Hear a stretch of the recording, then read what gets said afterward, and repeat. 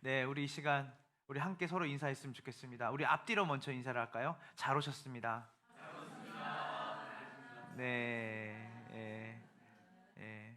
우리 또 잠옷실에도 또 우리 같이 아이들하고 어른들하고 다 같이 앉아 있는데, 예, 잘 오셨습니다. 네, 어, 이 시간 우리가 이제 함께 말씀을 이제 나누도록 할 건데요. 오늘 말씀은 요한복음 11장입니다. 요한복음 11장 39절부터 44절 하나님의 영광을 보리라라는 제목을 가지고 함께 말씀을 나누도록 하겠습니다. 요한복음 11장 39절부터 44절입니다. 저 한 절 여러분 한 절 교독하고 마지막 절은 합독하도록 하겠습니다. 예수께서 이르시되 돌을 옮겨 놓으라 하시니 그 죽은 자의 누이 마르다가 이르되 주여 죽은 지가 나흘이 되었음에 벌써 냄새가 나나이다.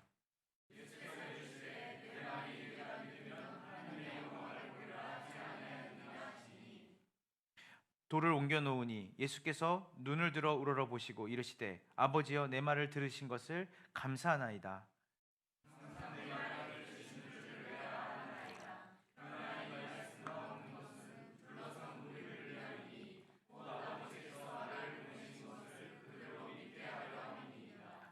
이 말씀을 하시고 큰 소리로 나사로야 나오라 부르시니 합독할게요. 죽은 자가 수족을 배로 놓인 채로 나오는데 그 얼굴은 수건에 쌓였더라. 예수께서 이르시되 풀어놓아 단니게 하라 하시니라. 아멘. 아멘입니다. 연세대학교 언론홍보영상학부 교수인 김주환 교수님이 2011년도에 한번 이 책이 베스트셀러가 됐었는데 회복 탄력성이라고 하는 책을 내서 무려 15만 부가 팔린 책입니다. 근데 이제 2019년도 겨울에 이거를 이제 리커버리 한 거죠. 그래서 더 업데이트를 해서 이제 책을 냈는데 그 책을 낸 후에도 몇만 부가 팔리는 근데 사실 이 책을 누구는 자기계발서로 알고 있는데 사실은 이것은 그 세계 논문에 등재할 만큼 논문의 많은 부분들을 활용하고 인용해서 오히려 새로운 학문을 만들어내는 굉장히 학술적인 책이라고 합니다. 그러니까 많은 사람들의 임상을 거치고 많은 학자들의 그 논문들을 이렇게 통합해서 만든 책이라는 것이죠. 그래서 어떤 자신의 경험과 철학보다는 사실은 학문적인 그 근거를 토대로 이 책을 저술했다고 합니다. 이 오래전부터 이제 그 사람에 대해서 이분이 굉장히 관심이 많죠. 왜냐하면 언론 홍보 영상을 가리키는 연세 교수기 때문에 사실 언론이라는 것이 사람의 심리와 또 사람이 가지고 있는 정서를 이해하지 않고서는 제대로 우리가 언론을 통하여서 어떻게 이 언론이 확장되고 또 이 언론을 통해서 어떤 영향을 받는지를 알 수가 없는 거죠. 그러니까 사람에 대한 연구를 늘 했다고 합니다. 근데 이분이 이제 SBS하고 같이 협력해서 이제 주요 연구자로 이제 어떤 사람들을 이제 만나게 되냐면요.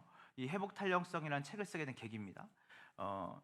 뜻밖의 사고, 그리고 사업 실패, 인생의 큰 시련에 부딪힌 사람들을 이분이 주로 만나서 이분들이 왜 이런 상태에 또 이런 상황에 몰렸는지, 또 그리고 그 상황 속에 이분들의 정서와 감정은 어떤지, 이제 그걸 살피는 일을 이분이 한 겁니다.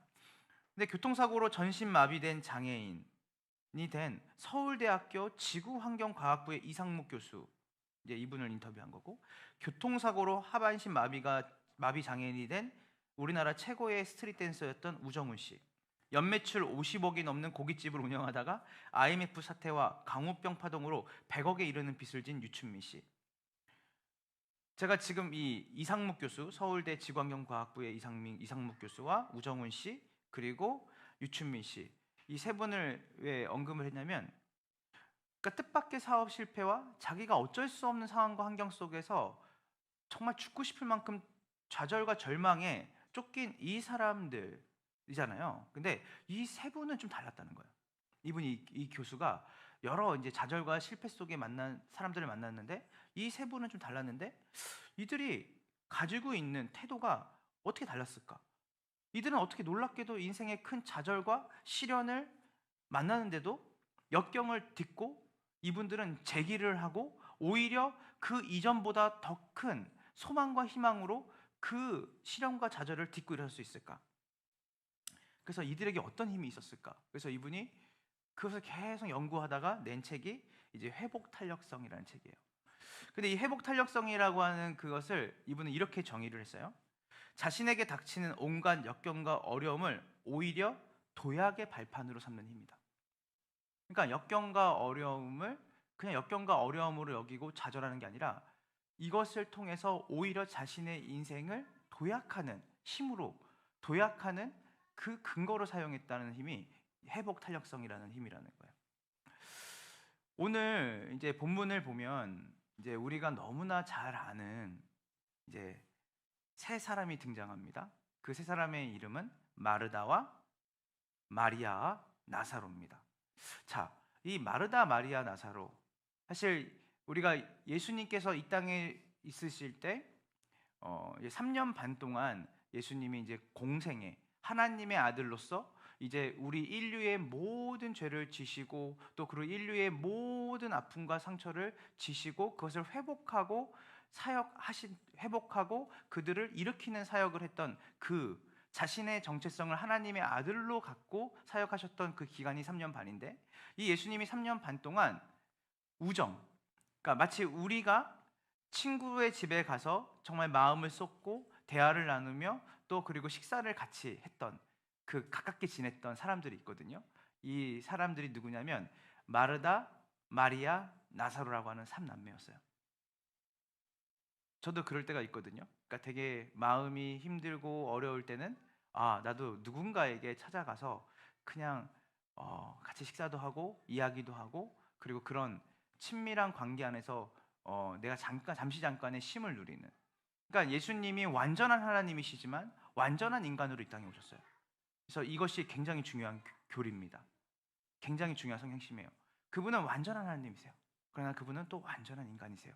그래서 예수님이 땀도 흘리셨고 눈물도 흘리셨고 피곤도 하셨어요.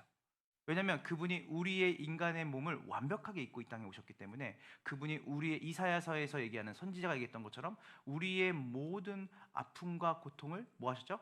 체휼하신 분이에요. 체휼. 다 아시는 분이에요. 그래서 그 예수님도 우정을 나누는 친구가 있었어요. 그래서 이 성경을 보니까요, 마리아와 마르다와 나사로, 이 세 사람의 집에 예수님이 정기적으로 가시거든요. 정기적으로 가셔가지고 같이 교제 나누시고 같이 식탁을 나누시고 이런 일들을 합니다. 자, 그리고 이 마리아와 마르다, 나사로를 우리가 좀 인물을 살펴보면, 여러분들이 이제 요한복음이라는 책을 읽다 보면 예수님의 머리에, 다리에 우리가 향유를 부은 여인들이 등장하잖아요. 근데 그 향유가 어떻죠? 굉장히 값비싼 향유거든요. 값비싼 향유. 그러니까 그 스토리가 나오는데 예수님이 식사를 하고 계시는데 한 여자가 와서 예수님의 발에 뭘 붓죠? 향유를 붓고 자기의 머리를 닦아요. 이거는 뭐냐면 굉장히 극진한 손님 대접을 한 거죠. 그 당시 전통이에요. 문화예요. 근데 그 향유가 얼마짜리냐면 사실은 우리가 생각할 수 없을 만큼의 어마어마한 액수예요. 그러니까 기사 수천만 원이나 되는 그 향유를 뿌려서 머리를 닦은. 근데 이 여인의 정체가 누구냐면 우리 요한복음 11장 2절을 볼까요? 요한복음 11장 2절입니다. 준비 시작.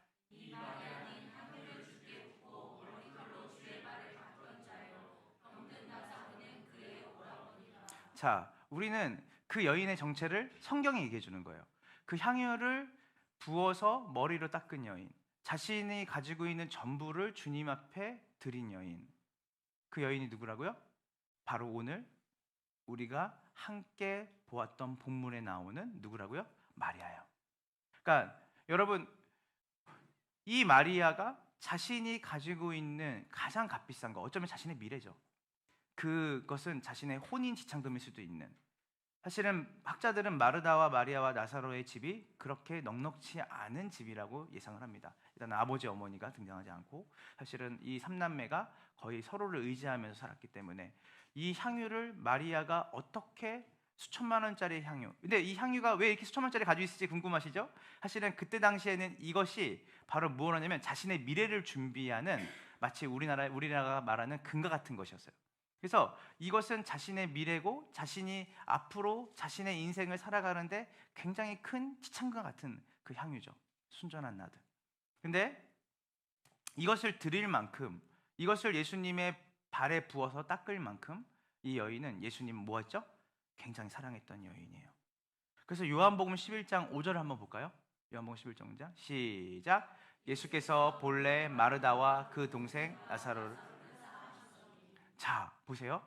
예수님이 그 마르다뿐만이 아니라 마르다와 그 동생 나사로를 뭐 하셨다 그러죠? 사랑하셨어요. 그런데요, 여러분 보세요. 이 마르다는 그 예수님이 자신을 사랑하시는 것도 알았고, 그리고 이 삼남매는 예수님을 위해서 늘 자기네 집을 열어놓았고, 또 그리고 예수님을 위해서 늘 가장 좋고 귀하고 값비싼 것을 예수님께 늘 드렸던, 쉽게 말해서 진짜 예배자였던 거예요. 예배자. 사랑하는 만큼 드리게 되잖아요. 그리고 예수님도 그들이 예수님을 얼마나 사랑하는지를 아셨어요. 그런데요, 이 삼남매에게 위기가 찾아와요. 위기가. 어떤 위기죠? 자신의 삶을 전적으로 예수님을 사랑해서 드렸던 삼남매, 마리아는 그 중에 대표적인 인물인 거죠. 사실은 이 삼남매의 삶이 얼마나 예수님에게로 향하고 있는지를 보여주는 사건이 사실은 향유를 부은 사건이에요. 이 삼남매의 이 가족이 예수님을 그렇게 사랑했고, 예수님도 본래 마르다와 그 동생 나사로를 사랑하시더니, 근데 이렇게 사랑을 받고 사랑을 주는 관계예요. 그런데 갑자기 나사로가 큰 병에 걸린 거예요. 큰 병에. 자, 여기서 우리가 굉장히 중요해요. 뭐가 중요하냐면, 우리는 예수를 믿으면 병에 안 걸리고, 예수를 믿으면 우리는 성공하고 부자가 되는 그 공식이 여기 해당되지 않아요. 성경은 뭐라고 말하냐면 예수님이 사랑하셨던 사람들이에요. 근데 그 사랑했던 나사로에게도 뭐가 찾아와요? 큰 병이 찾아와요. 사랑했던 그 나사로에게도 뭐가요? 죽음이 찾아와요. 그러니까 우리는 병과 죽음과 우리의 삶에 있는 고통과 고난의 문제를 어떤 죄의 결과로만 생각하면 안 돼요. 원색적으로는, 원론적으로는 아담이 타락한 이후에 우리에게 죽음과 죄가 찾아왔지만, 사실은 하나님은 그 죽음과 죄라고 하는 그 문제 속에서도 하나님은 협력해서 선을 이루시는 도구로 사용하신다는 걸 믿으시길 간절히 소망합니다. 그래서 정말 이 마르다와 마리아와 나사로는 예수님을 너무나 사랑했고, 예수님이 자신들을 사랑한다는 걸 알고 있는 사람이에요. 근데 갑자기 이유도 모르고 연고도 모르게 나사로가, 성경은 나오지 않아요, 갑자기 건강하게 지냈던 것 같아요. 근데 어차피 큰 병을 걸려서 시름시름 앓다가 죽는 일이 걸리는데, 사실 이 요한복음 11장 3절을 보면요, 이 마르다가, 이 마리아가, 이 두 자매가 자기 오라비가 그 큰 병에 걸렸다는 것을 알고 예수님에게 간절하게 매달리고 구하는 장면이 나옵니다. 11장 3절을 봅시다. 다 같이 준비 시작.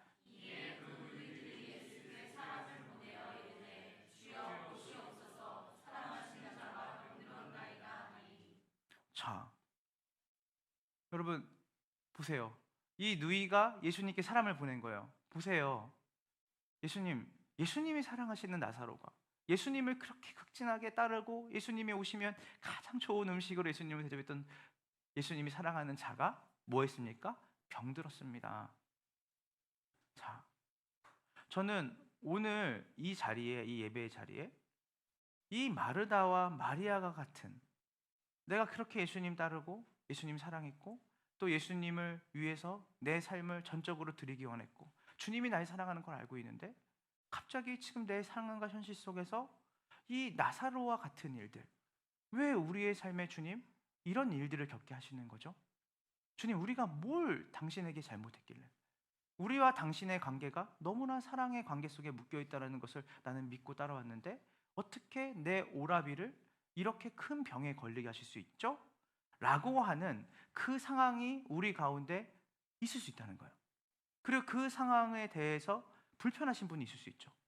근데 사실 우리는 이런 상황, 내가 열심히 예배도 나오고, 내가 열심히 기도도 하고, 내가 어떻게든 내가 가지고 있는 것들을 주님께 드려서 주님의 나라를 위해 내가 열심히 하는데, 왜 내 개인의 삶에는 이 나사로의 병에 걸린 것 같은, 이유도 알 수 없는 그 안 좋고 불행한 일이 내 삶에 있을까? 지금 내 현실에 있을까?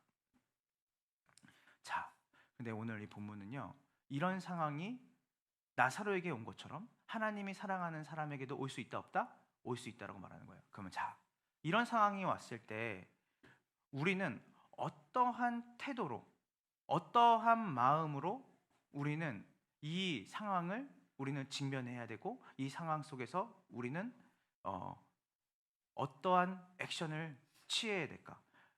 자, 첫 번째로는요, 그 상한 마음을 주님께로 가져가야 돼요. 상한 마음을. 여러분들이 알 수 없는 이 어려움과 환경, 때로는 알고 있다고 해도 사실은 하나님의 원망스러운 이 상황, 환경, 이 속에서 가장 먼저 해야 될 것은 무엇이냐면 우리의 상한 깨진 마음을 주께로 가져가는 것이에요. 자, 우리 다시 한번 요한복음 11장 3절을 봅시다. 이 나사로가 병에 걸렸을 때 이 두 누이가 했던 행동을 보세요. 준비 시작. 이에 그 누이들이 예수께 사람을 보내어 이르되 주여. 여러분 너무 잘했죠? 예, 이런 상황이 왔을 때 어떻게 했어요? 바로 예수님께로 나아간 거예요. 예수님 보세요. 사랑하는 자가 병들었습니다. 예수님 보세요. 저희 가정이 지금 너무 어려운 환경이 됐습니다. 예수님 보세요. 제 딸이, 제 아들이. 예수님 보세요. 제가 일하는 그 일터가, 제가 사랑하는 그 사람과의 관계가 이렇게 됐습니다. 그래서 우리가 이런 알 수 없는, 또 그리고 안다고 해도 내가 하나님 앞에서 이것이 이해가 안 되는 상황이 있을 때, 불행한 일이 있을 때 우리가 먼저 해야 되는 건 뭐냐면 주님께 나아가야 되는 거예요. 자, 우리 시편 102편 17절 한번 봅시다. 시편 102편 17절 준비 시작. 여호와께서 빈궁한 자의 기도를, 그의 기도를 멸시하지 아니하셨도다. 주님은 우리가 주님께 나아가게 되면 뭐 하시죠? 우리의 기도를 뭐 하시는 거예요? 돌아보시고 그들의 기도를 멸시하지 아니하시. 그러니까 우리가 먼저 이 나사로의 죽음과 같은, 또 그 큰 병에 걸린 것 같은 상황이 우리 가운데 있었을 때 우리가 가장 먼저 해야 될 태도는 바로 하나님께 나아가는 거예요. 사람에게 가는 게 아니에요. 누군가를 의지하고 환경을 의지하는 게 아니라 우리의 상한 마음을, 상한 정서를 가지고 있는 모습 그대로 주님께 나아가는 그 모습이 우리 모든 성도들에게 있기를 간절히 소망합니다. 주님은 우리의 기도를 돌아보시고 우리를 바라보시며 우리의 기도를 멸시하지 않으시는 하나님이신 줄을 믿으시길 간절히 소망합니다. 그렇게 주님께 나아갔어요. 주님께 나아갔더니 주님이 바로 움직이셔야 되잖아요. 여러분, 우리가 즉각적인 응답을 바라면서 기도할 때가 얼마나 많아요, 그죠? 그래서 이런 상황이면 주님이 즉각적으로 응답을 하셔야 되는데, 오늘 우리가 11장 전체를 읽고 싶었지만 그게 너무 길어서 다 읽지 않았지만, 주님이 뭐냐면 계속 그 요청하고 있는 마르다와 마리아가 보낸 사람을 통해서 빨리 와주세요거든요. 사실은 뭐냐면 빨리 이 주님이 사랑하는 나사로를 고쳐주세요, 빨리 이 문제를 해결해 주세요 하는데, 주님이 그날따라 너무 늦창을 부르시는 거야. 이게 우리의 속을 터지게 만드는 거 아닙니까? 나는 지금 상황이 너무나 힘들고 어려운데 주님이 사랑하는 우리 사랑이가, 주님이 사랑하는 제 삶이 망가지게 생겼습니다. 근데 주님은 너무 늦창을 부리시는 것 같아요. 오늘 본문에 보니까 제가 이걸 읽다가 이 종도 그렇고 마르다와 기다리는 마리아도 뭐 할까요? 복창이 터질 것 같아. 그래? 나사로가 아프다고? 야, 내가 달려가야겠다 라고 하지 않으시고, 그래? 주님이 너무 민기적 느릿느릿하는 거예요. 그리고 주님이 출발을 하는데 이미 그 상황은 어떤 상황이냐면 이미 종결된 상황이에요. 어떤 상황이냐면 병에 걸린 것과 죽은 것과는 달라요. 그죠? 이미 나사로가 뭐 했어요? 죽었어요. 참 신기한 게 뭐냐면 예수님이 나사로가 죽은 것을 아시고 움직이세요. 여러분, 우리 이런 상황이 너무 많아요. 이럴 때 약간 작은 불씨라도 있을 때 불을 붙여서 살리시면 되는데, 주님이 마치 불이 다 꺼진 상황에서 우리의 삶에 일하실 때가 있어요. 그런데 요한복음 11장 11절을 보니까 주님이 좀 말이 안 맞는, 이 상황과 앞뒤가 안 맞고 상황의 내용과 좀 이렇게 결이 다른 말을 하는 것처럼 보이는 게 요한복음 11장 11절입니다. 준비 다 같이 읽어볼게요. 준비 시작.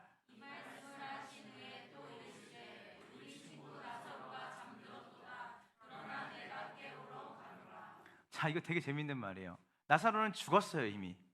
이미 상황이 끝난 거예요. 이해되십니까? 그런데 사람들은 이 나사로가 죽었다고 생각하고 이미 장례를 준비하고 있는 시기였어요. 여러분 보세요. 여기서 주님이 뭐라고 말하냐면 우리 친구 나사로가 뭐 했다 그러죠? 그래서 뭐 한다 그러세요? 사람들은 죽었다고 생각했어요. 진짜 죽었어요. 생물학적으로 죽었어요. 여러분, 근데 예수님은 잠들었다고 하는 거예요. 여러분 그거 아세요? 죽은 것과 잠자는 것의 차이가 뭘까요? 죽은 것은요 안 깨어나요. 잠자는 것은 깨어나게 돼 있거든요. 깨어나고 못 깨어나고 차이가 죽음과 잠의 차이래요. 우리는 죽었다고 생각하죠. 다시는 그 상황이 일어날 수 없습니다. 이제 다 끝났어요, 주님.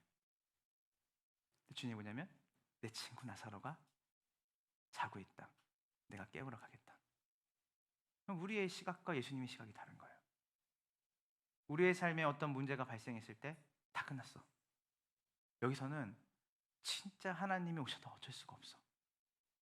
주님이 뭐라냐면 자, 깨우러 가자. 오늘 우리가 가지고 있는 회복 탄력성이라고 하는 그 김주환 교수, 많은 좌절과 역경과 시련 속에 있는 사람들을 수없이 인터뷰해 보니까 이 세 사람만큼은 다르더라. 이 사람들이 뭐가 있냐면 그 역경을 딛고 일어설 수 있는 이 사람들이 힘을 가지고 있더라. 예수님이 우리에게 말씀하시는 건 뭐냐면 우리의 역경과 어려움을 분석하시는 게 아니라 그 역경과 어려움을 넘어서 일하실 하나님의 시각과 하나님의 마음을 여러분들이 깨닫기 원하신다는 것이에요. 그리고 나서 주님이 그 나사로가 죽어서 이제 장례를 치르는 현장에 가게 됩니다. 가게 되는데요. 어떤 일이 발생하냐면요. 우리 보면요. 제가 이 스토리텔링을 할게요.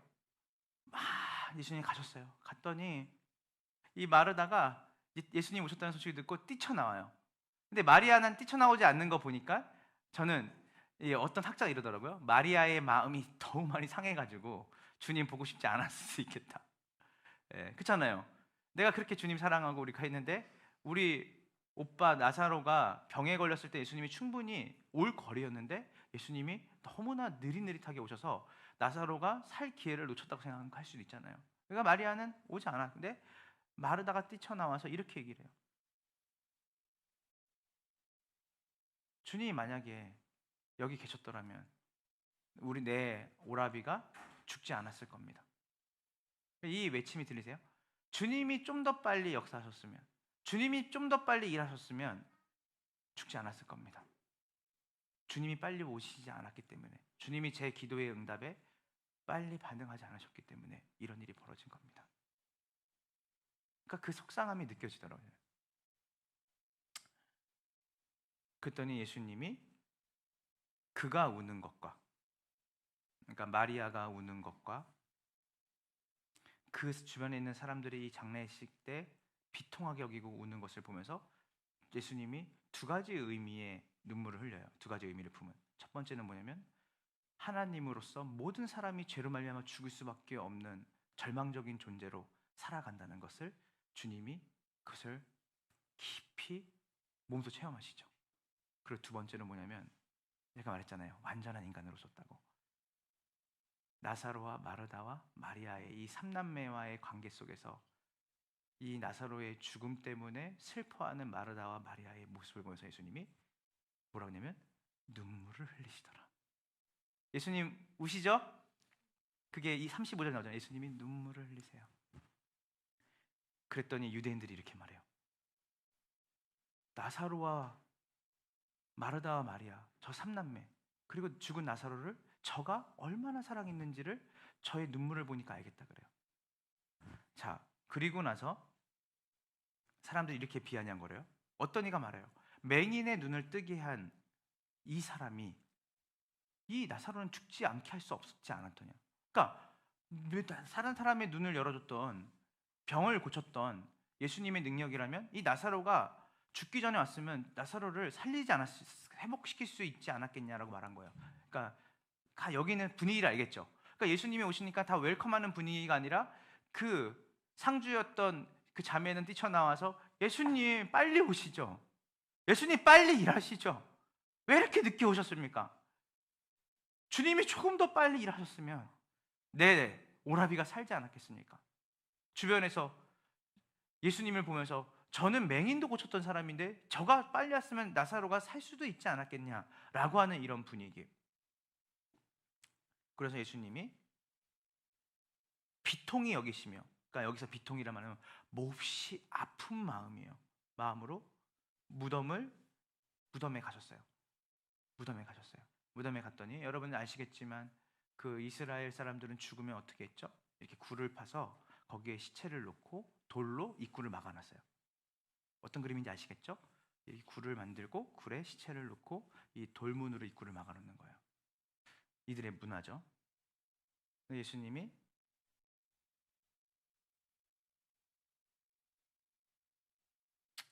이렇게 말씀하십니다.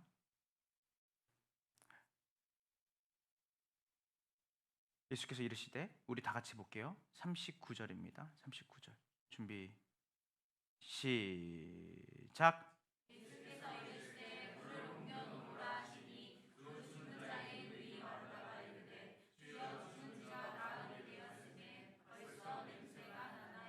자, 이 본문을 여러분 꽉 붙잡고 계세요. 예수님이 그 무덤에 가서 돌을 옮겨 놓으라고 하니까 이미 끝난 거죠. 이미 죽었어요. 그러니까 죽은 지 사흘이 지나서 벌써 뭐가 난다고요? 냄새가 나는 거예요. 그런데요, 우리가 한 구절을 더 볼게요. 우리가 23절, 요한복음 11장 23절, 24절, 25절, 26절, 27절입니다. 제가 읽어드릴게요. 이렇게 말합니다. 예수께서 23절에 그 앞에 뭐라냐면 이렇게 말해요. 네 오라비가 다시 살아나리라. 예수님 오시자마자 한 거예요. 네 오라비가 다시 살아나리라 했더니 마르다가 이르되 뭐라고 말하냐면, 맞아요 주님, 마지막 날에는 부활할 때에 다시 살아날 줄을 내가 압니다. 예수께서 이르시되 나는 부활이고 생명이니 나를 믿는 자는 죽어도 살겠고, 여러분 참 되게 많이 들었던 구절이에요. 여기 나오는 거예요. 무릇 살아서 나를 믿는 자는 영원히 죽지 아니하리니 이것을 네가 믿느냐 했더니 이 마르다가 뭐냐면, 주여 그러하이다. 주는 그리스도이시며 세상에 오시는 하나님의 아들인 줄 내가 믿습니다. 자, 우리가 아까 이 본문을 꽉 붙잡고 지금 마르다가 예수님이 이랬어요. 네 오라비가 살아날 거다 했더니 마르다가 뭐라냐면 이렇게 얘기할 수 있습니다. 그럼요 주님, 제가 그걸 믿습니다. 주님은 부활이시고 생명이시고 주님은 영원한 생명을 우리에게 주실 수 있는 분이십니다 라고 한 거예요. 그런데 막상 주님이 자 이제 실제로 가서 우리가 돌을 옮겨놓자 하니까 그 마르다가 그렇게 뜨겁게 주님 사랑합니다, 주님 능력의 하나님이십니다, 주님은 부활의 하나님이십니다, 주님은 죽은 자를 살리실 수 있는 분이시죠, 네가 그것을 믿느냐 할 때 내가 믿습니다, 이 말이 진짜 시간적으로 따지면 10분도 안 되는 시간일 수 있어요. 저는 이것을 뭐라고 하냐면, 한번 따라해 보시겠어요? 학습된 믿음. 학습된 믿음. 이 학습된 믿음은요, 지식적으로는 아는 거예요. 그래서 성경을 물어보면 너무 잘 알아요. 말은 청산유수예요. 그리고 머리에 학습되어 있기 때문에 누군가가 물어보면 얘기는 잘해요. 근데 우리는 이것을 진짜 믿음이라 생각할 때가 너무나 많아요. 마치 이런 거죠. 너는 내가 부활이요 생명이라는 걸 믿냐? 아 주님 믿죠.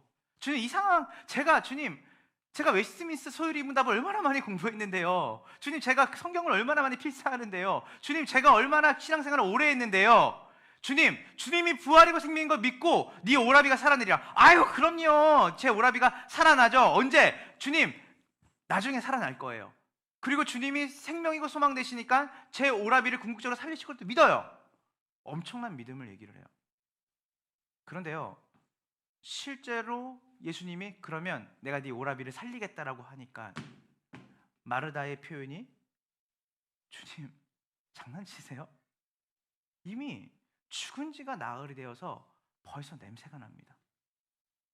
여러분 이 사람이 동일한 사람이에요. 내가 엄청난 믿음의 고백을 했지만 실질적으로 삶의 실제적인 현장 앞에서는 뭐라고 말하냐면, 죽은 지가 이미 사흘이 돼서 냄새가 납니다. 이미 죽음의 기운이 가득 차 있습니다. 저는 우리가 이 부분 안에서 많이 생각을 해야 돼요. 가족 구원이든 그리고 우리의 삶 가운데 하나님이 역사하셔야 되는 그 환경, 또 그리고 이 도시를 향한 하나님의 마음. 어쩌면 우리는 기도를 해야 되는 건 알지만 기도를 왜 하지 않을까요? 너무나 많은 좌절과 실패. 내가 그렇게 수십 년 동안 기도했지만 하나님이 응답하지 않은 것 같은 그 일들. 그래서 뭐라고 말하냐면, 그렇게 기도했지만 더 이상 안 되는 거 제가 잘 알고 있습니다. 이미 썩은 지가 사흘이나 돼서 냄새가 지독합니다.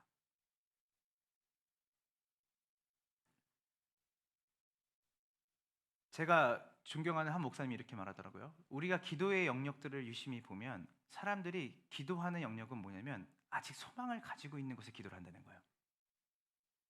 그러니까 너무 절망과 너무나 많은 낙심이 있는 그 영역은 어느 순간에 기도를 하지 않는다는 거예요. 제가 예전에 청년부 사역을 하면서 느꼈던 게 뭐냐면, 어떤 분들은 결혼에 대한 기도를 안 하는 거예요. 왜 결혼에 대한 기도를 하지 않았더니 결혼을 포기한 거예요. 그래서 예전에는 했는데 지금은 안 해요. 또 어떤 분들은 아이를 갖는 것에 대해서 기도를 안 해요, 오랫동안. 왜 안 했더니 기도를 했는데 이미 안 된다는 거예요. 아이를 낳을 수 없다는 거예요. 또 어떤 목사님들 뵈면 이미 우리 교회는 틀렸다는 거예요. 틀려서 지금 여기서 그냥 간신히 버티는 게 자기가 할 수 있는 게 다라는 거예요. 목사님 기도는요? 아, 기도해봤죠. 네, 지금은 만나는 분들이 대부분 그렇지는 않지만 그 절망과 낙심 속에 있는 분들의 마음이 충분히 이해가 돼요. 근데 그분들이 또 성경을 가지고 또 같이 이야기 나눌 때는 주님은 부활이시고 생명이시래요. 주님은 죽은 자를 일으키시고 주님은 절망과 어두움을 소망과 빛으로 바꿀 수 있는 분이래요. 그런데 실제로 그분들이 있는 삶의 현장에 가면 그분들이 하는 행동은 마치 다 끝나서 썩은 내가 진동한 것처럼 행동을 해요. 그분들의 말도, 그분들의 행동도. 이 학습된 믿음이 아니라 우리는 행동하는 믿음이 우리 가운데 있기를 간절히 소망합니다. 우리의 입과 우리의 지식이 아니라 우리가 정말 손과 발과 우리의 삶으로 주님 살아계신 하나님의 아들이시고 부활이요 생명이십니다라는 이 고백을 우리의 삶의 영역 안에서 선포하고, 그 일들이 마치 주님이 이 가운데서도 역전을 하실 수 있을 거라고 하는 믿음을 갖고 움직이는 그 사람이, 저는 그 김주환 교수가 말했던 회복 탄력성을 가진 사람이라고 믿어요.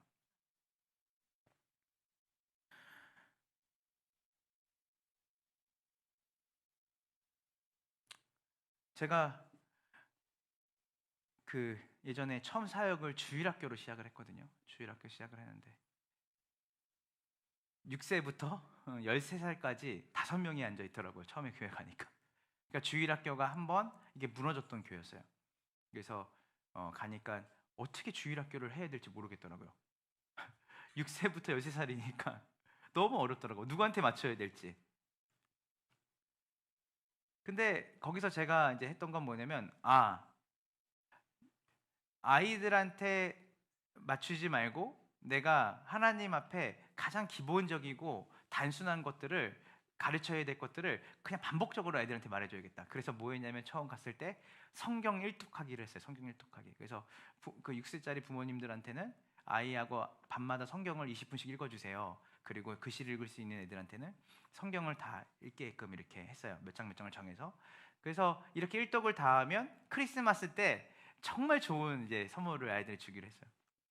근데 거기에 연우라는 아이가 있었는데, 걔가 이제 6살 때 믿지 않아요. 그런데 같은 유치원 다니는 언니 혜진이라는 애가 있었는데, 그 혜진이는 지금 4남매인데 거기는 3남매가 다 교회를 다니는, 아빠 엄마랑.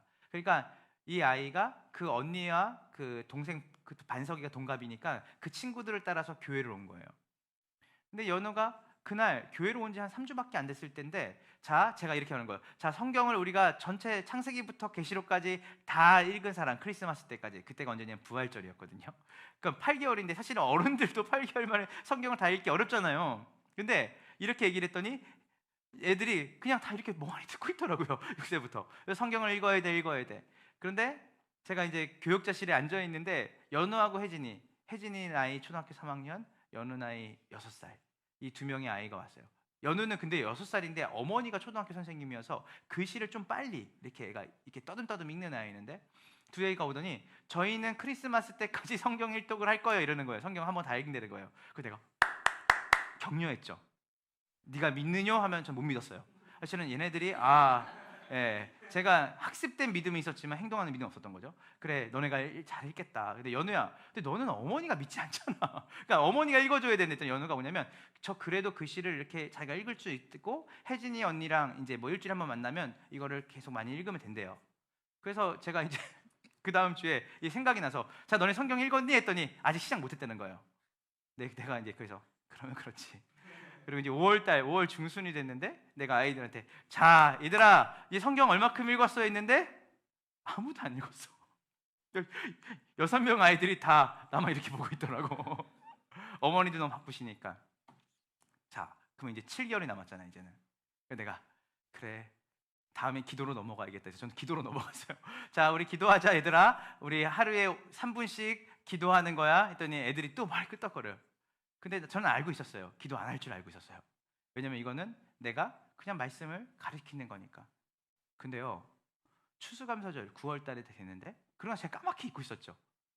그래서 이제 원현수 집사님, 원 집사님이라고 그때 저희 교회 혜진이 어머니가 저한테 오더니 이렇게 말씀하시는 거예요. 애들이 성경을 무섭게 읽고 있다는 거예요. 그래서 제가 얼마큼 무섭게 읽어 했더니 아니 그렇게 성경을 읽어달라고 그렇게 쫄르고 연우는 지 엄마한테 믿지 않는 엄마한테도 성경을 펴가지고 엄마 빨리 나한테 빨리 읽어줘 이렇게 해서 어디까지 읽었냐면 구약을 말라기까지 읽었다는 거예요. 4개월 만에 아이들이. 그 제가 위기감을 느꼈어요. 12월 달에 내가 너네 갖고 싶은 거 사준다고 했는데 여러분 12월 달 되니까 혜진이하고 연우가 12월 초에 일독을 했더라고요.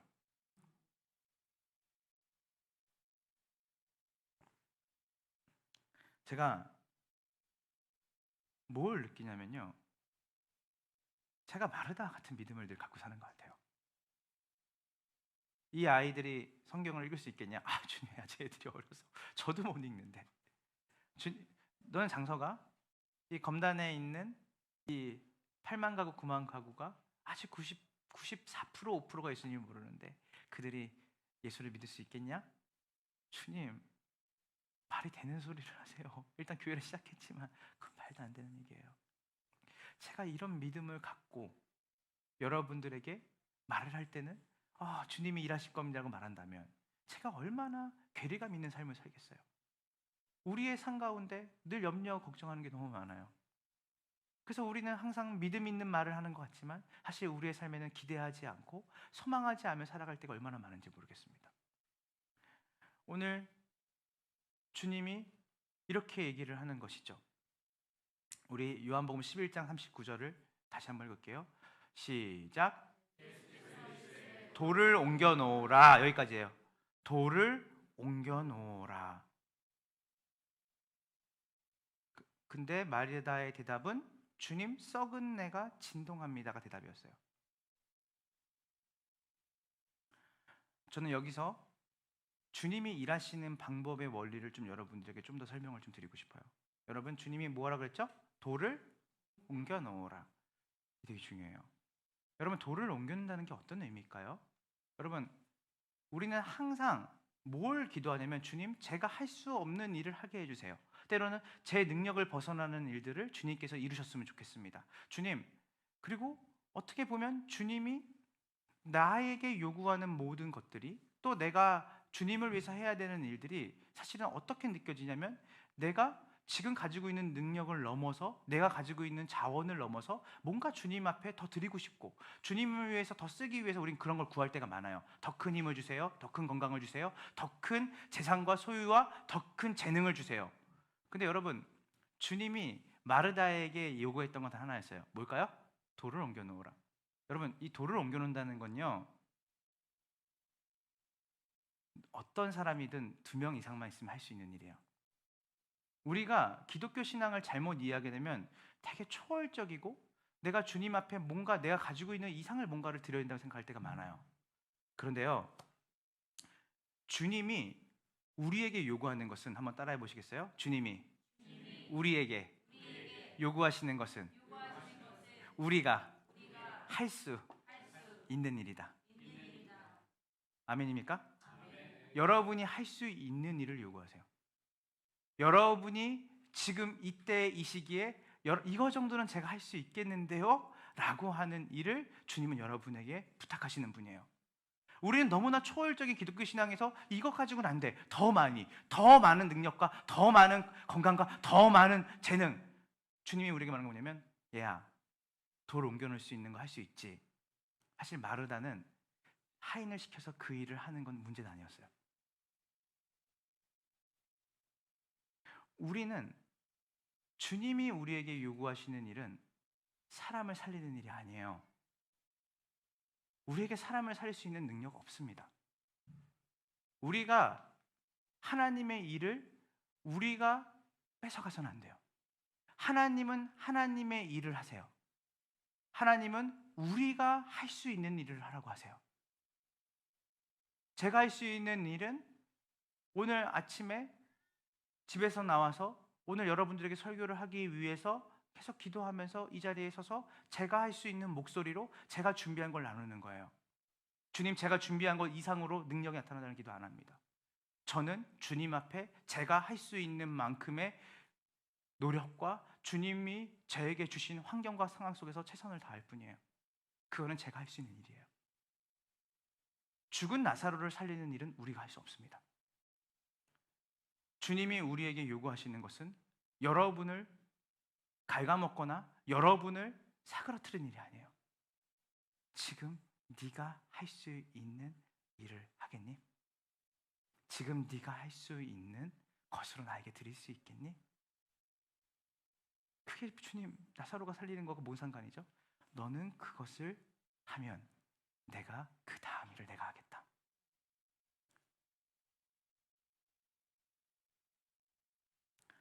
그래서 주의 말씀에 우리가 할 수 있는 순종을 하게 되면 기적은 누가 일으키시냐면 하나님이 일으키시는 거예요.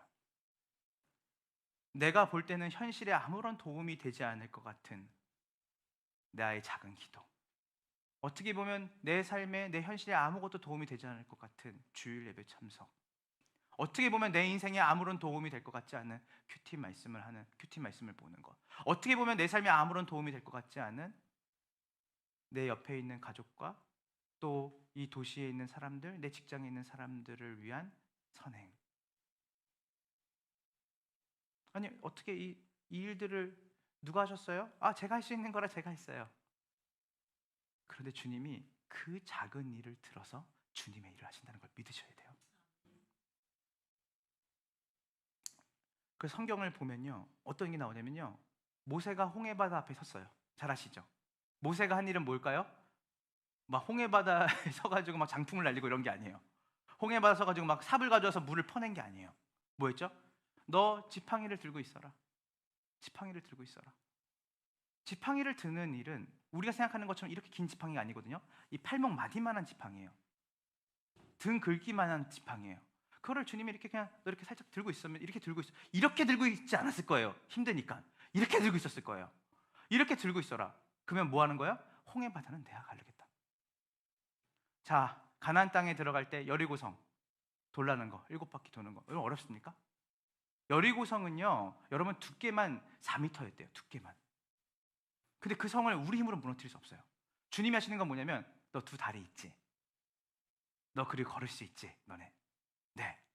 그러면 7바퀴 걸을 수 있겠니? 그럼요, 주님. 그럼 걸어라. 그들은 걸었어요. 그리고 마지막에 나팔을 불고 소리를 질러라. 내가 무너뜨릴게. 주님이 우리의 작은 순종을 통해 하시는 일들은 너무나 많아요. 주님이 우리에게 특별한 일을 하는 게 아니에요. 모세야, 너 바로 앞에 서라. 서는 거 어렵지 않아요. 서라. 근데 모세가 본 거는 제가 쓴다고 바로가 저를 두려워하겠어요? 우리는 너무 많은 생각을 해요. 우린 너무 많은 자신의 상과 자신의 존재에 대해서 생각을 해요. 그래서 순종이 왜 어렵냐면 내가 가진 소유와 내가 가지고 있는 주님의 말씀에 순종할 때, 소유를 순종을 할 때 어떤 일이 일어나지 않을 거라고 하는 막막한 두려움이에요. 근데 성경은 우리에게 수도 없는 신뢰를 통해서 우리가 할 수 있는 작은 순종을 하나님께 하면 하나님이 일하시는 수많은 일들을 우리에게 보이시죠. 생각해 보면요, 저는 지금 15년의 사역을 이제 했는데요. WOG라는 도시 선교회, 사실 저는 수원역 전도로 사실은 이제 사역을 시작했던 사람이에요. 그래서 전도를 진짜 오래 했거든요. 근데 그 하나님이 그 전도를 오래 하게 하면서 사실은 지금 우리 함께하는 교회에 좀 이렇게 좋은 사역자들을 만나게 해주신 거예요. 근데 지금 생각해 보면 내가 어떤 위대한 일을 한 적이 한 번도 없어요. 지난 교회에서도 위대한 일을 한 게 없어요.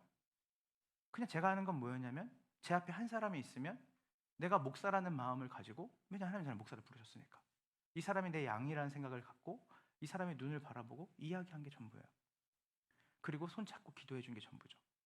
전도 나갔을 때 대단한 전도를 할 생각 한 번도 없었고, 하나님, 내가 저 사람들에게 제가 할 수 있는 마음과 그리고 주님이 저에게 주신 사랑을 나누고 싶어서 전도를 나갔어요. 근데요, 저는 그 작은 것만 했거든요.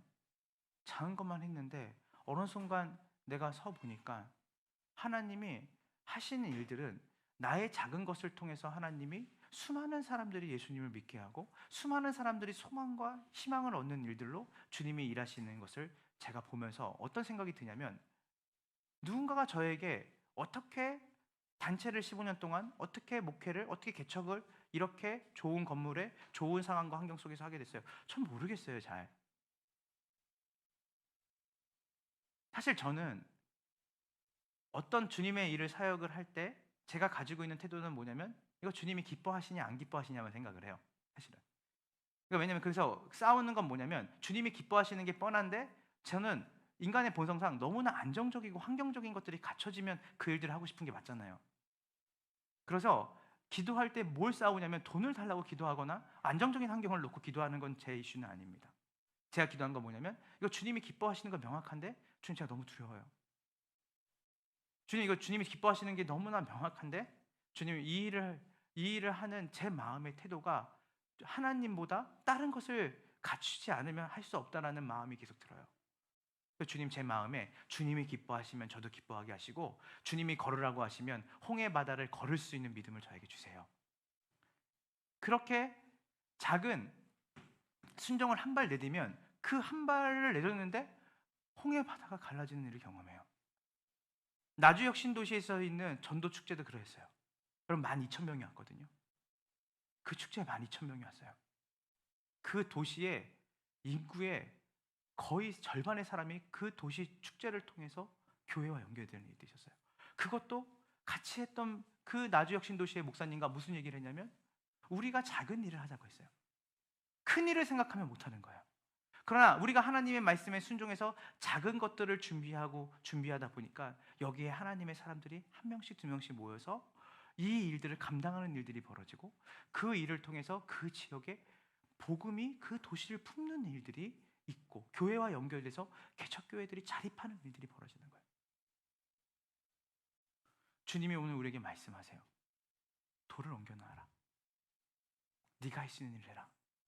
저는 너무 시간이 없어서 아침에 기도를 5분밖에 하지 못하겠는데요, 5분 기도해라. 1시간 기도할 수 있는 힘을 주십시오가 아니라, 주님, 제가 기도할 시간이 5분밖에 없습니다. 어떤 자매가 그러더라고요. 큐티를 들을 시간이 너무 없대요. 아침에 일어나고 일 끝나고 오면. 그러더니 뭐라냐면, 그래서 머리를 말리면서 큐티를 들으면 될 것 같아요. 괜찮다고 했어요. 자매님이 할 수 있는 만큼 주님의 말씀을 들으려고 하세요. 근데 그렇게 그냥 자기가 할 거를 하면서 큐티를 듣는데 어느 날 마음에 콕 박히는 거예요. 가슴에. 하나님이 말씀 역사하시는 거예요. 별거 아닌 것 같은데. 제가 아는 한 자매는 직장 생활이 너무 힘들더래요. 그래서 모든 걸 놓고 싶더래요. 그리고 하루하루가 너무 지옥 같더래요. 근데 자기가 그때 잡은 게 뭐냐면, 큐티 책을 내가 다시 시작해보겠다. 그래서 아침에 일어나서 평소보다 직장인들의 그 잠을 줄이는 게 얼마나 힘들어요. 근데 20분, 자기가 이랬대요. 하나님, 1시간 못 드립니다. 20분 제가 차 한 잔 마시면서 씻지 않고 그냥 큐티 말씀 앞에 서가지고 20분 큐티하고 기도하고 가겠습니다. 그거는 제가 할 수 있을 것 같습니다. 그래서 그렇게 한 달을 했대요. 근데 이 자매가 자기의 그 SNS에 뭐라고 썼는지 알아요? 그 20분이 뭐라고? 그렇게 갈짓자를 걷던 내 인생이 조금은 덜 흔들린다. 그 20분이 뭐라고? 주님이 우리에게 대단한 일을 시키시는 게 아니라 주님은 우리가 할 수 있는 것 안에서 돌을 옮겨 놓으라고 하십니다. 그래서 우리가 다시 본문으로 돌아오면 돌을 옮겨 놓는 일은 우리의 일입니다. 그리고 나사로를 살리시고 생명을 주시는 일은 주님의 일입니다. 이게 우리가 생각해야 될 신앙의 본질이에요. 주님이 여러분에게 생명을 살리라고 말씀하지 않으세요. 여러분이 생명을 살린다고 생각하는 그 순간에 여러분이 교만해지는 겁니다. 주님, 저는 살릴 수 없어요가 정답이에요. 그러나 주님, 제가 돌을 옮겨 놓을 수 있겠습니다. 제가 기도는 할 수 있겠습니다. 주님, 제가 가진 자원을 주님 앞에 이만큼밖에 되지 않지만 이건 드릴 수 있겠습니다. 그래서 오병이와 같은 일이 벌어지는 거예요. 주님이 우리가 할 수 있는 일, 이 주일에 이 예배를 드리는 일, 남들이 보면 별로 크지 않는 일일 수 있어요. 그러나 이 예배를 드리는 일을 통해서 한 사람이 생명을 얻는 거예요. 오늘 사역자들이 우리가 적어도 25분은 아침에 기도하거든요. 모여가지고 어떤 기도하는지 아세요? 여러분들 놓고 다 기도해요. 저희가 진짜 기도 끝나고 나면 진짜 눈물이 안 맺힌 사람 한 명도 없어요. 기도를 하는데 그 기도를 할 때 우리의 마음이 뭔지 아세요? 주님, 우리가 기도를 하지만 기도를 통해서 저들의 생명을 살리시는 것은 주님의 일이십니다. 주님, 우리의 기도를 사용하여 주시옵소서. 주님, 우리의 기도를 통해서 우리 성도님들의 오고 가는 길의 안전을 지켜주시고 이들이 예배를 사모하는 마음으로 올 수 있게 하여 주시고 정말 한 주 동안에 죽지 못해 살았던 사람들이 말씀을 통해서 나사로야 이리 나오너라라고 하는 주님의 말씀에 주님 귀 기울이고 반응할 수 있는 심령을 준비시켜 주시옵소서. 썩은 내가 진동한다라고 말하는 삶의 그 좌절과 낙심 속에서 주님이시면 할 수 있죠. 주님, 돌을 옮겨 놓으라고요? 제가 돌을 옮겨 놓겠습니다. 그러면 주님이 살리실 거죠. 주님이 소망을 주실 거죠. 주님이 생명을 주실 것이죠. 10번이고 돌을 옮겨 놓겠습니다. 주님이 그 사람을 부르시고 주님이 그 환경 가운데 어둠 가운데 빛이 있으라 하시면 빛이 있었던 것처럼 주님은 역전하실 수 있는 분이시니까요. 제가 할 수 있는 일은 제가 하고 주님은 생명을 주십시오. 우리 고린도전서 3장 6절을 우리 한번 보겠습니다. 다 같이 읽어볼게요. 준비 시작. 나는 심었고 아볼로는 물을 주었으되 우리는 심을 수 있고요, 물을 줄 수 있어요. 근데 여러분, 제가 지금 화분을 2개를 선물 받았는데 모양실에 하나가 다 죽게 생겼습니다. 물을 엄청 많이 줬거든요. 물도 주고 제가 이거 계속 뿌리가 이거 한 거는 제가 올 때마다 모래를 다시 파가지고 이렇게 묻고 하는데 지금 한 반은 죽은 것 같아요. 제가 뭘 느끼냐면 내가 그렇게 물을 주고 내가 그렇게 뿌리가 다치지 않도록 다시 묻어줬는데 내가 생명을 줄 수 있는 건 아니구나. 물론 잘 못 키운 것도 있지만 제가 뭘 깨달았냐면 이게 묵상이 되더라고요. 이 말씀이 내가 아무리 잘 심고 내가 물을 주려고 해도 생명을 주시는 하나님이 일하시지 않으시면 어느 것도 생명을 줄 수 없구나. 우리가 하는 일은 물을 주고 싶는 일이에요.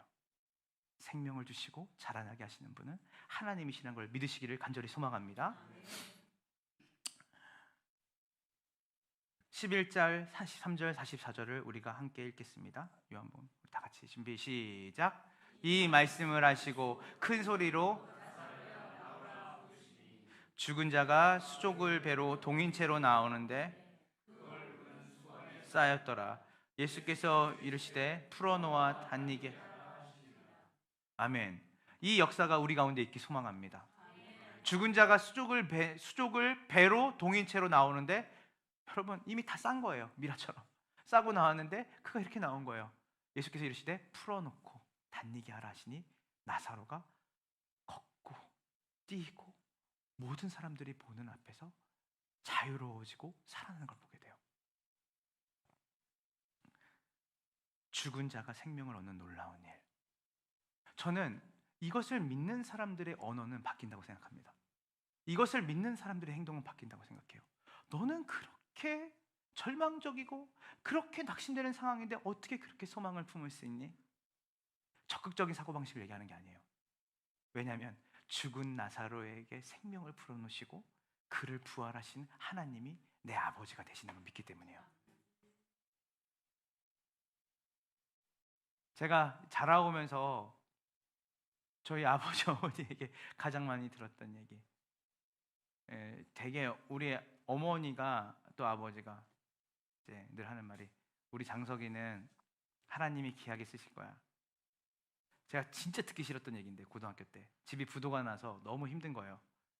그리고 공부를 학원을 가고 싶은데 그 당시에 케이스라는 그런 어떤 이렇게 수능을 준비하는 이런 그 문제집이 있었는데, 그게 지금도 기억나요. 13만 원이었거든요. 13만 원, 6개월치가.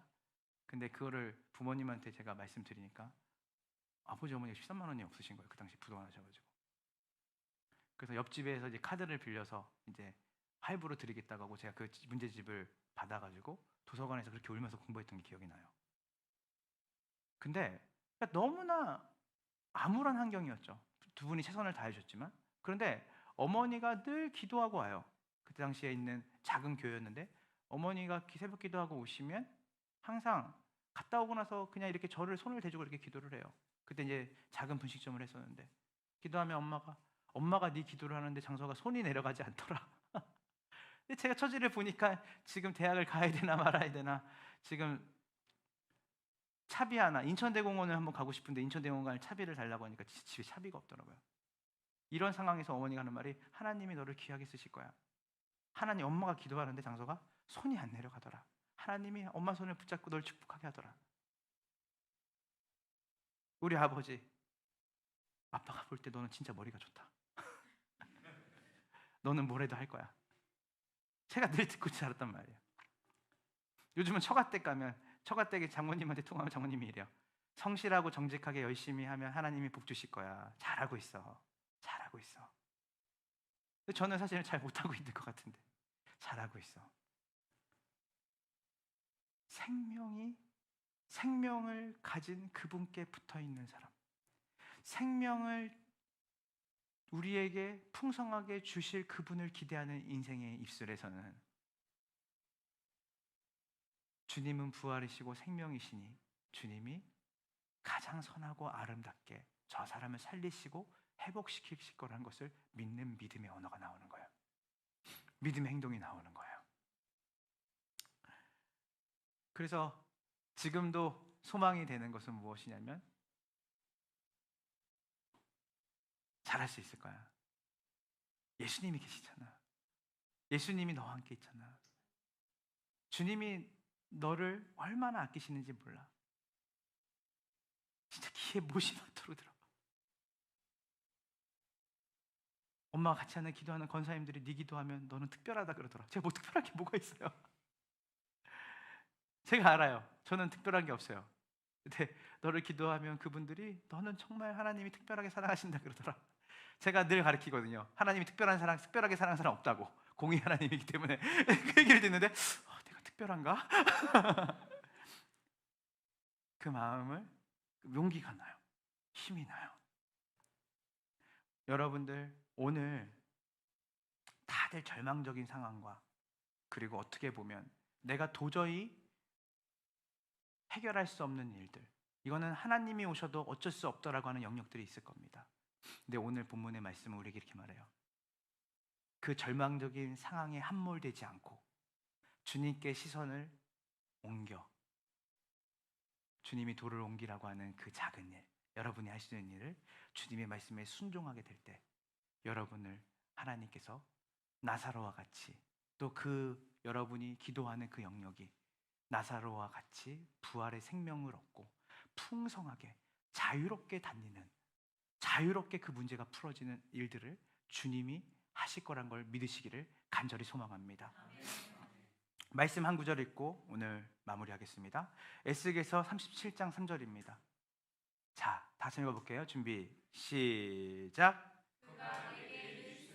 인자야 이 뼈들이 능히 살 수 있겠느냐 하시기로 내가 대답하되 주 여호와여 주께서 아시나이다. 자, 이게 에스겔인데요. 어떤 겁니까? 포로기 때예요. 포로기. 나라가 멸망해서 끌려갔죠. 끌려갔는데 이 뼈들이 뭐죠? 이스라엘인 거예요. 그러니까 다 죽음의 그늘 안에 뼈가 다 살이 썩고 다 파먹어서 벌레들이 파먹어서 뼈다귀가 앙상한 그 골짜기를 하나님이 에스겔에게 보이시거든요. 에스겔아, 너가 볼 때 이 뼈들이 능히 살 수 있겠느냐? 여러분 생각해 보세요. 이미 다 죽어서 이미 살이 다 썩고 다 사라져서 뼈다귀밖에 없는 그 무덤, 뼈다귀 무덤 한복판에서 주님의 에스겔에게 보이신 거예요. 뭐라고 말하냐면 이 뼈들이 능히 살 수 있겠느냐 하는데 에스겔이 뭐라고 말하죠?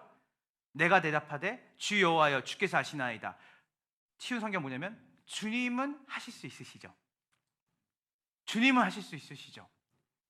오늘 여러분들이 이 복된 주일에 여러분이 이 말씀을 붙잡고 여러분들이 할 수 없는 것들을 하려고 하는 행동이 아니라 여러분에게 주신 여러분의 최선과 노력으로 주님의 말씀에 순종하며 나아갈 때 그것이 아무리 작은 일이라 할지라도 여러분들이 그 일에 주님 말씀을 따라 내가 이 작은 일이지만 주님 제가 할 수 있는 기도와 제가 할 수 있는 행동과 제가 할 수 있는 자원을 가지고 주님 제 삶에 주님이 주시는 그 사랑을 흘려보내는 일들을 제가 하겠습니다 라고 할 때 주님이 놀랍게 그 뼈들을 일으켜 세워서 그들을 그 군대로 만드셔서 하나님께서 귀하게 사용하셨던 것처럼 오늘 주님이 여러분에게 물으시는 거예요. 돌을 옮겨 놓아라. 주님, 돌만 옮겨 놓으면 되겠습니까? 제가 돌을 옮겨 놓으면 주님이 살리세요. 이 믿음이 인자야, 에스겔아, 이 마른 뼈와 같은 이스라엘 민족들이 살 수 있겠느냐?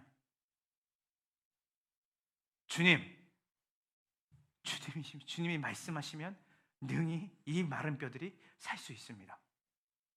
그 믿음의 고백이 오늘 한 주 동안 여러분이 살아가면서 이 말씀 붙들고 여러분들이 하나님 앞에 여러분이 할 수 있는 여러분이 가지고 있는 힘과 능력으로 주님 앞에 전적으로 순종하며 드리게 되어지는 여러분의 한 주간의 복된 삶이 되기를 간절히 소망합니다. 우리 함께 우리 찬양하고 우리 기도하며 나아갑시다.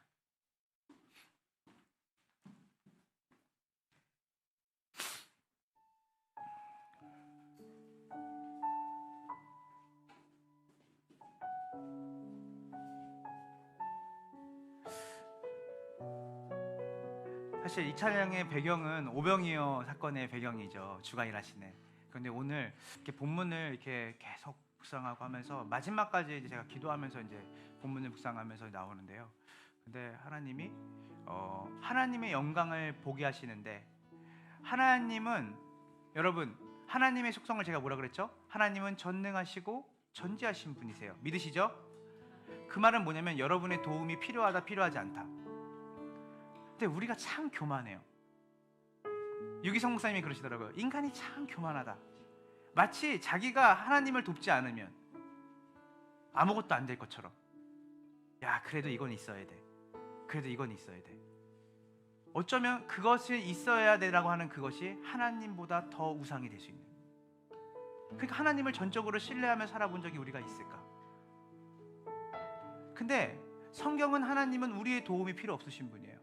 그분은 홀로 영광받기 합당하신 분이시고 그분은 우리의 도움 없이 세상을 만드신 분이에요. 믿으십니까? 그러면 우리의 위치는 무엇일까요? 우리가 가지고 있는 자원은 무슨 의미가 있고 내가 하나님 앞에 있다는 것은 어떤 의미일까요? 근데 놀라운 사실은 뭐냐면 바울은 고린도전서에 너희가 하나님의 동역자라 그래요. 여러분 동역은요 돕는 것이거든요. 여러분이 하나님을 도울 수 있는 분이 아니에요. 하나님은 여러분의 도움이 필요하지 않으세요. 이거를 모르면 교만해지는 거예요. 이거를 깨닫지 못하면 계속해서 내가 하나님을 돕지 않으면 하나님이 마치 일하지 못하시는 것처럼 생각하는 거예요. 그래서 이렇게 말하죠. 하나님 고마우시죠. 제가 도와서 이만큼 됐죠. 그래서 무익한 종이 어떠한 것인지 깨닫지 못해요. 모든 것을 주님이 하시는데 주님이 우리를 주님의 일에 넣어주시는 거예요. 제가 이 얘기를 할 때마다 늘 하는 얘기가 있어요. 우리 아내가 첫째를 낳고 그 조리원에 가 있을 때 우리 둘째를 낳고 조련에 가 있을 때 우리 사랑이가 계속 목이 쉬도록 운다는 거예요. 양가 부모님들이. 그래서 제가 여름에 너무 바쁘니까 뭐 같이 못 있다가 사랑이를 제가 하루 너가 아빠니까 데리고 가서 자라 해서 저희 부모님이 아이를 데려가게 해서 제가 사랑이를 데리고 왔어요. 처음이었어요. 좀 부끄럽지만 사랑이랑 둘이 잔 게 처음이었어요. 지금도 사랑이랑 단둘이 자본 적이 없어요. 그때가 처음이었어요.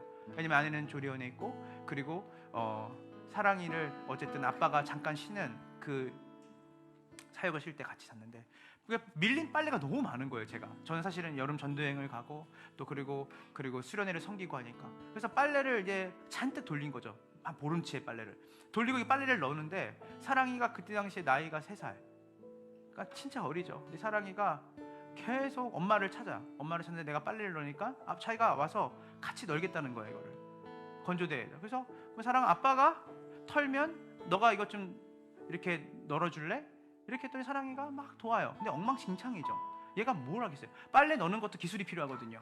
작은 것부터 잘 널어야지. 그 15일치의 보름이는데 사랑이는 큰 거 있으면 그냥 떡 걸쳐놓는 거예요. 그러면 내가 다시 그걸 빼가지고 다시 털어가지고 이렇게 해요. 그럼 사랑이가 하면 나는 또 2-3번 일을 해요. 근데 그리고 나서 제가 저한테 나오는 그 말을 내가 사랑이한테 하는데, 제가 소스라치게 놀라면서 은혜를 받았어요. 제가 마지막 걸 딱 하는데, 평소에 제가 혼자 했으면 20분이면 할 거를 사랑이랑 1시간 동안 널었거든요. 근데 제가 이게 마지막에 딱 널면서 끝. 사랑이가 도와줘서 아빠가 다 했다. 사랑이가 안 도와줬으면 아빠가 이거 어떻게 했지? 우리 엄마한테 연락해서 사랑이가 아빠 빨래 다 널어줬다고 말하자.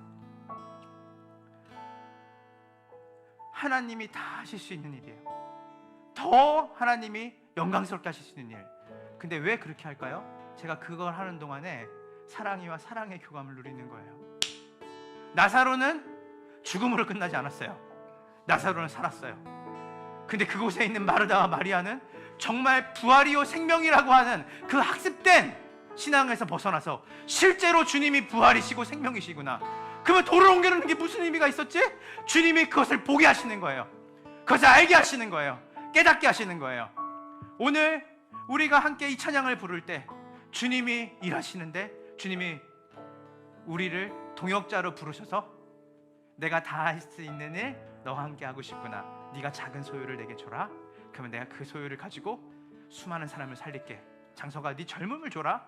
그러면 내가 수많은 어린아이들과 다아이들을 살릴게. 우리의 모든 것들이 하나님으로부터 나오는 거예요.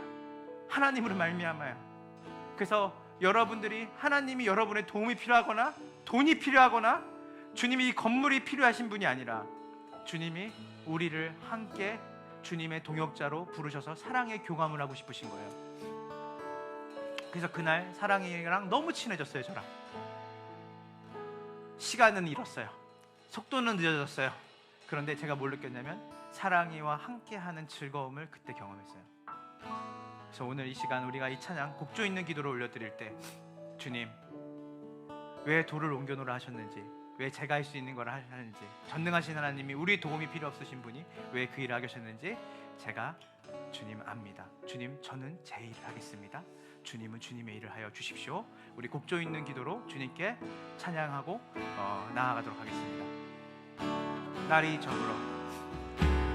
저물어 갈 때, 빈들에서 걸을 때, 그때가 하나님의 때.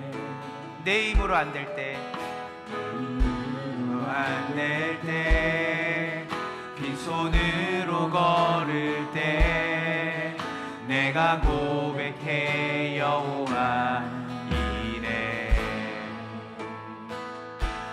주가 일하시네, 주가 일하시네. 주께 아끼지 않는 자에게 주가 일하시네, 주가 일하시네.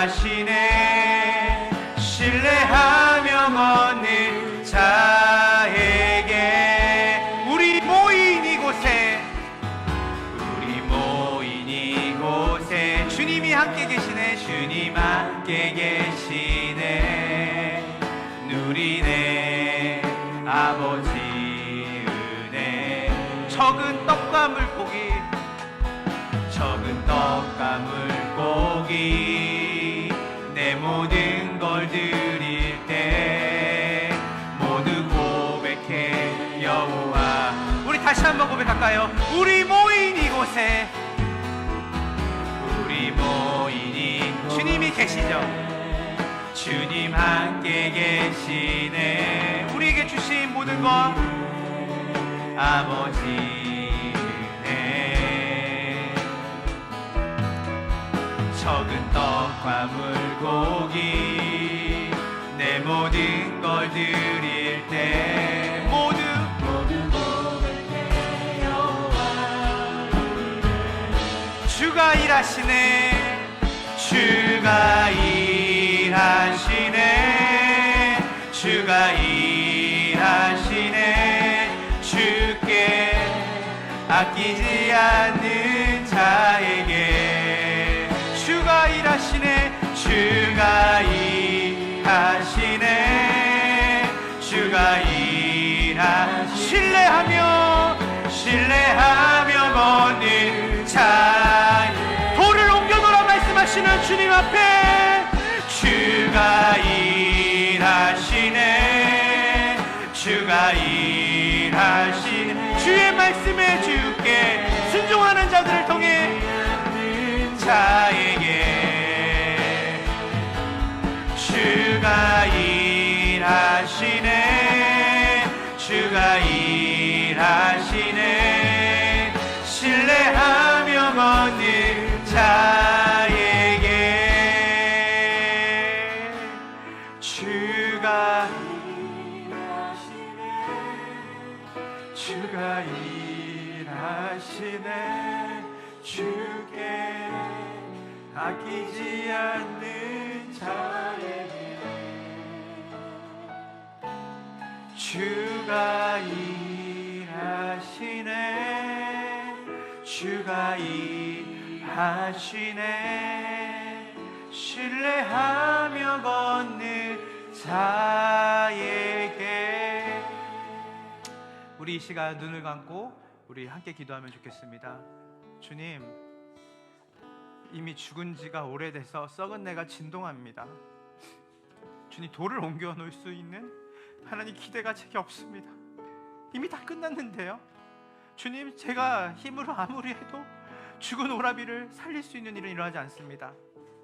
하나님, 그것이 우리가 가진 우리의 실존이고 우리의 학습된 믿음입니다. 그러나 주님, 오늘 이 주일날 주님, 우리의 주의 말씀이 제 마음에 하나님 새겨지기 소망합니다. 주님, 주님이 돌을 옮겨 놓으라고 하셨던 그 일들, 주님 지속적으로 돌을 옮기겠습니다. 그리고 주님이 때에 주님이 나사로야 이리 나오라고 하는 주님의 그 권능 있는 말씀이 그 상황에, 그 사람에게, 그 환경에 임하게 될 줄로 믿습니다. 주님이 우리에게 행동하는 믿음 주시옵소서, 주님을 신뢰하는 믿음 주시옵소서.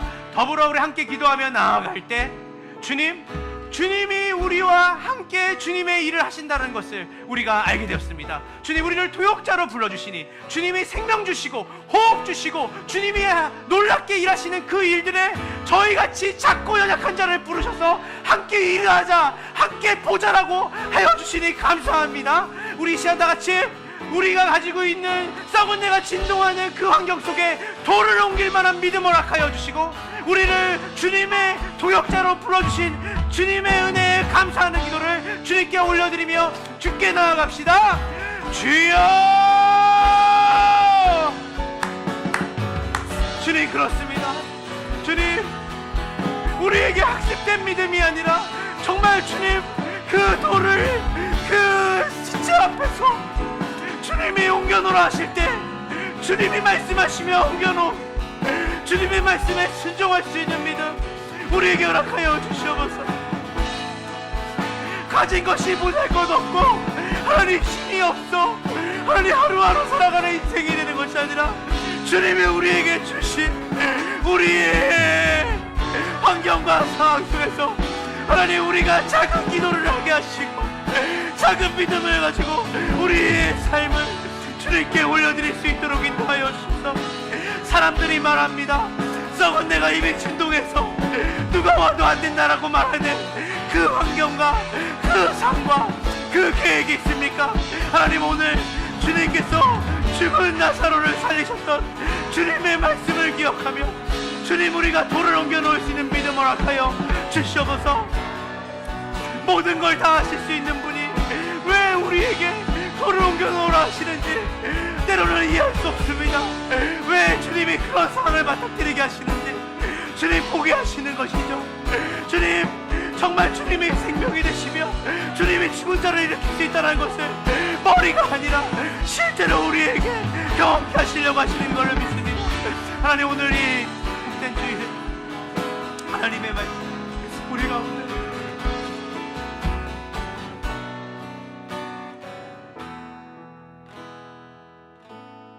오 하나님, 감사합니다. 우리에게 회복 탄력성이 없습니다. 우리는 환경이 우리를 해석하게 내버려 둡니다.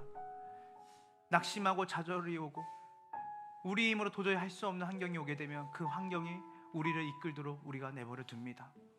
그래서 역경을 우리는 딛고 일어설 수 있는 힘이 없습니다.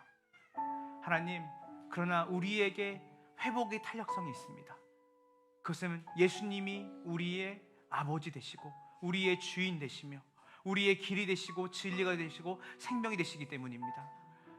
우리는 환경이 우리를 해석하게 하는 것이 아니라 우리가 그 환경을 하나님의 마음과 눈으로 해석할 수 있게 되기를 소망합니다.